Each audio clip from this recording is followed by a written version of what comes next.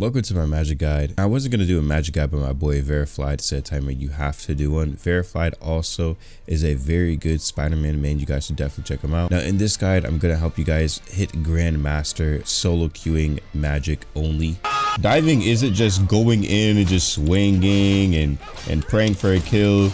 No, you need to coordinate that shit, because if not, you gonna get worked and you gonna lose. So you can be like, yo, my healers, they're not healing me. No, you just suck, you're not killing anybody. Now, Magik has a passive where when she does damage that she gains a little bit of health.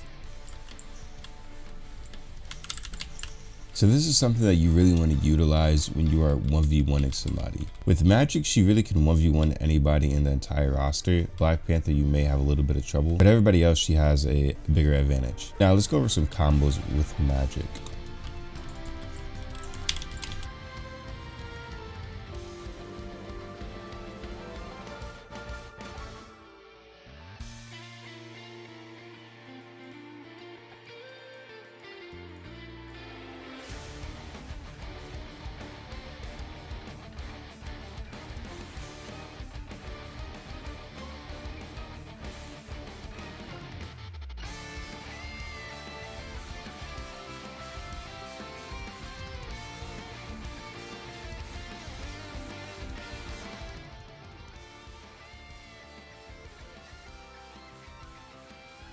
Now, one thing you want to know with Magik is that when you attack, you can also cancel with your melee. This will help you when your opponent is like on 1 HP, because this takes too long.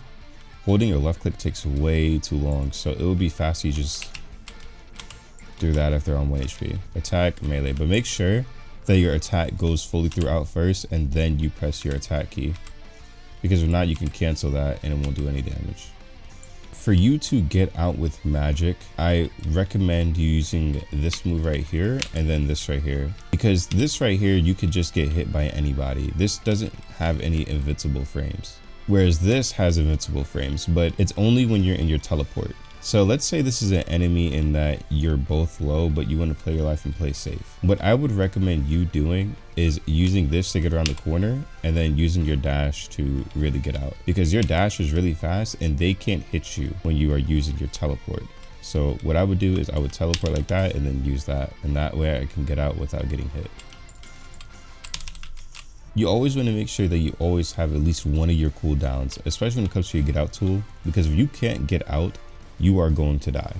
Now, I solo queued to Grandmaster with Magik. It was pretty easy. I have a bunch of videos on my channel of me solo queuing to Grandmaster, clips, montages, etc., whatever you name it. So if you are interested in any of that, I will continue to upload those just so you could take away from my gameplay and see what I'm doing. Now, with Magik, she can shred tanks. So I will show you an example. When you summon her demon, it gives you around an extra 150 health, and it also melts everybody's health. It could be a tank, it could be a DPS, it could be a healer. This is what makes Magik a scary opponent when it comes to 1v1ing, because if I put this on you and I have that doing passive damage,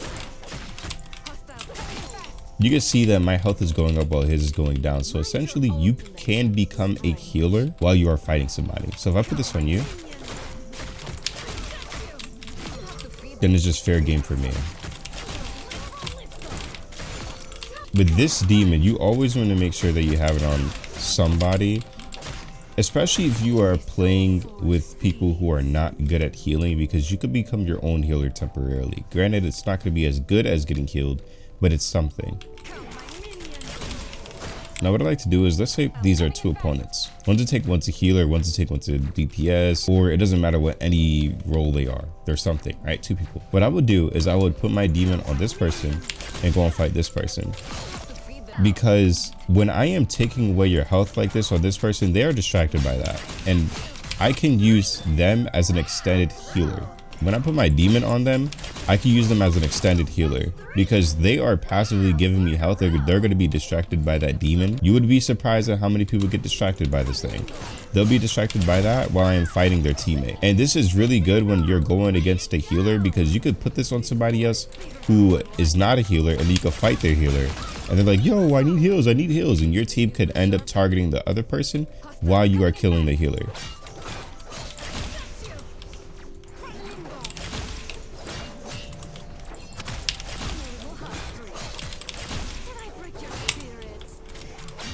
Now this move is pretty good. I really only recommend using this move if somebody's on one, or to really combo, like if you're like going for something like this. But I don't really recommend to use this all the damn time, to be honest. I like using the demon more in a crowd of people, because with the demon you could break it, but if you're in a crowd of people, they're not going to target it. So if there's like a crowd of people right here and I just go like this and put it on top of them like that, they're not going to notice it. And I'm going to get a lot of passive health really fast, and it's going to do a lot of passive damage over time. And they're not going to notice it because, you know, it's a small demon. You know how many things are going to be on the back? Now, when you are playing Magik, you're really going to be in the back line. So you need to be careful about your cooldowns, because the same cooldowns you have to combo with are the same get out tools that you have. This right here, you only have one of these, and I'm pretty sure the cooldown for this is about 10 to 15 seconds. Yeah, okay, no. It's an 8 seconds. This one is 3 seconds. So this get out tool isn't that good. I mean, no. It is, but it's only good when you combine it with this E right here, but it's not good by itself. This E right here, I'd say is good by itself because it's really fast and your healers can heal you. And by the time that you dash, you're probably gonna be behind a strange wall, a Groot wall, something, right? Behind your tanks or something. But you always wanna make sure with this right here that you have one to combo and one to get out. Now, if you're dominating them, then you could use two and play a little more risky, but I always just try to use one to combo. And this right here, I don't just burn this just to combo. It really depends. I have to really get the kill and know that my healers are on my back and my team is with me for me to use this move.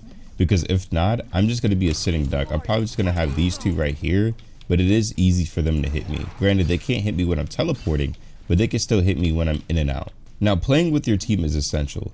Your best friends on your team when you're playing Magik are going to be your healers. So I want you to calm when you need a heal. Do not expect your healers to just heal you and know when you need a heal, because that's when you start losing, because not every healer is going to be paying attention.